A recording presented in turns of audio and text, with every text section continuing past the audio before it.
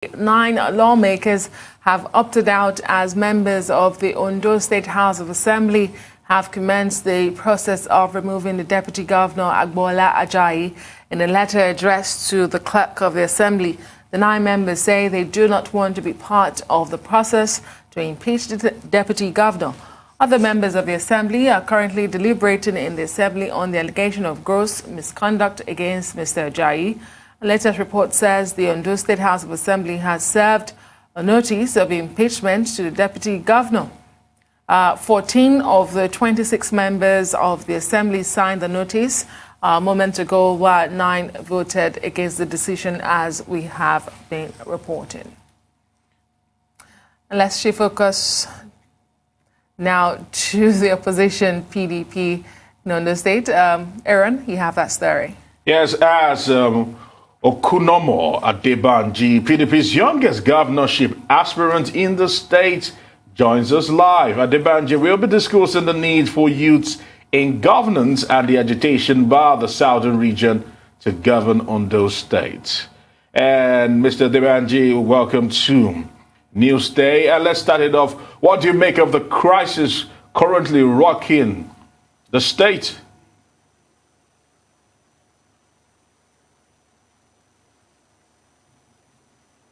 Hello, Mr. Adebanji, can you hear us?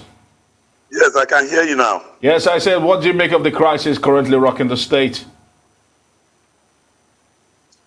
Well, the crisis in Ondo State, House of Assembly and Ondo State as a state, you know, it hinges on the fact that recently the Deputy Governor of Ondo State, who, of course, was a member of the APC, together with the governor, moved to the PDP, and for reasons that he stated.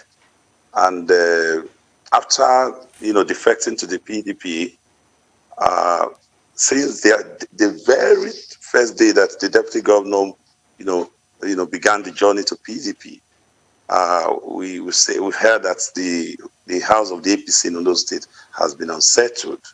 And since that day, I'm aware that a day before the deputy governor finally moved into the PDP, there were obstructions to the deputy governor's movement within the government house of Ondo State. Those APC members, you know, they feel uncomfortable with the migration of the deputy governor to the PDP. And of course, that has always been natural in Nigerian politics, you know, when a member of a political party who was elected on the platform of the party, you know, now decides to move to another party. It has always been customary that the party where the party from want to plot, you know, is remover. So that's exactly what is happening on the state. All right, let's talk about your ambition, Mr. Adebanji, because you are contesting against 6 others, including the deputy governor who defected to your party, as you've mentioned. You all have been successfully screened, 7 of you. What are your chances at the primaries? Thank you very much. I'm the youngest of all the aspirants contested in the People's Democratic Party, PDP, in Ondo State. Aside from the fact that I'm the youngest, I'm also the only one who has campaigned vigorously across the length and breadth of Ondo State to communicate my manifestos to the ranks and files of the state with a view to letting the people understand the fact that I, Banji Okoma, have something in store for me to give to the people of Ondo State. Because I dreamt, and I dreamt very well, because not all men dream not equally. Some people dream in the dusty recesses of their heart, they find it vanity. But the real dreamers will always dream with their eyes wide open, and they want to act out their dream. As a true dreamer, I dreamt to know that there shall come a time when I will be at the corridor of power to administer the affairs of the people, especially in response to the need to substitute base governance with qualitative governance that will better the lot of the people. Having begun the journey very early, and a couple coupled with the fact that I have strongly agitated that this time around the PDP has to come to power in Ondo State. You know, I looked at our past and I looked at our present and the need for us to use the past to correct the present and projection for the future. I look at it that our party cannot in any way, just play a kite in this election. The need for us to win the election means that we have to look at all the factors that are very relevant in determining who becomes the governor of Ondo State. Principally, one of the major factors in Ondo State which determines which area, the party that is likely to win election is the area or the zone or the senatorial district where the candidate of the party is coming from. And that has always been a major factor in the politics of Ondo State. As it is the natural turn of the Ondo South Senatorial District to produce the governor. And I'm from Ondo South Senatorial District.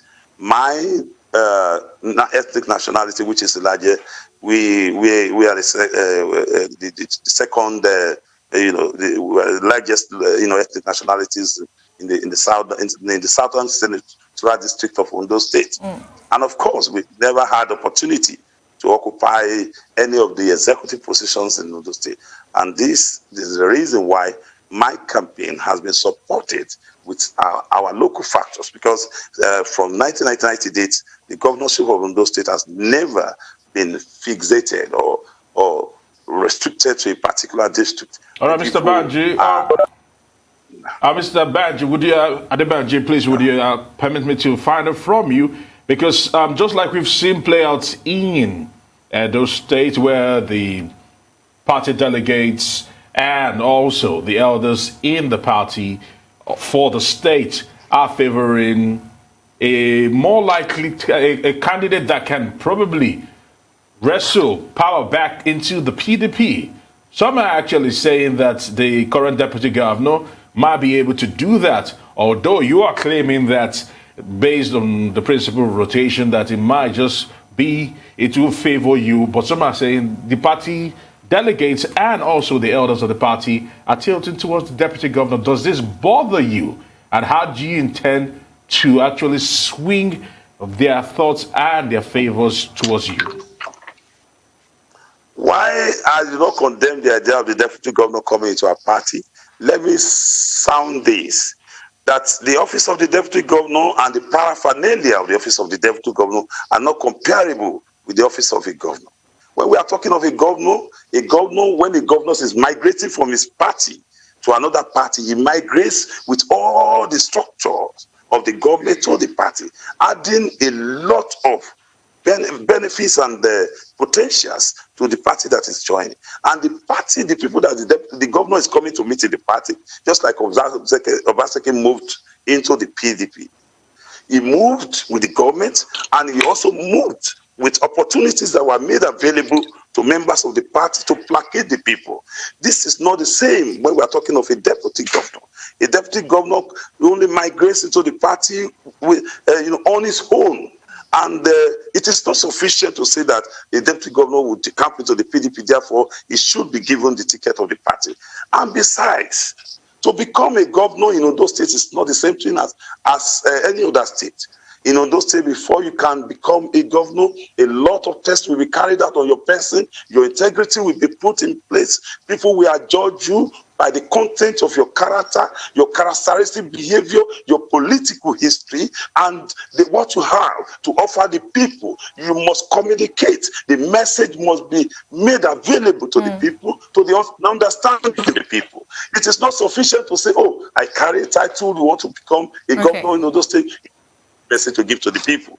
As far as I'm concerned, I know that I'm loaded with grants, manifestos that the people of Ondo State are buying into. My campaign is not burdened at all.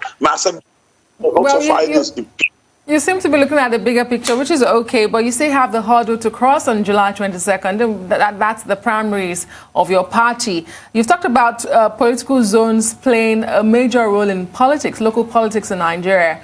But there are also factors sometimes of forces aligning, compromises being reached. And a day, they say, is a long time in politics. Do you foresee any situation where you might have to align with other forces and step down? And should you not emerge the party's candidate for this election, what would you do? No, I want to say that the leadership of the PDP has made it abundantly clear to everybody that whoever is going to emerge the candidate of the PDP is going to be subject to the will of the people of Ondo State, because they understand the peculiarity of Ondo State. Apart from that, like I differentiated, the issue of deputy governor is not the same thing as a governor. I stand a chance of winning this election because I have worked and I'm prepared. I'm not just prepared, I'm prepared psychologically, mentally, physically, and all the factors and variables that are required to enable me win this election, I have satisfied them. And the party has successfully carried out screening exercise, of which I was adjudged correct in the screening exercise and issued certificates accordingly. So the PDP is not preparing for any position of candidate in Ondo State. And in any case, we are talking of people of high profile contesting this election in Ondo State. Ondo State is a state very different. So I do not envisage a situation whereby some that will be attempt to oppose. And this has been made clear. So my chance of winning this election is so high because I have the freedom. Thank you so much. You seem to talk a lot about the elections, but you have your primaries, and wish you all the best. Yes, we do. Mr. Adebanji.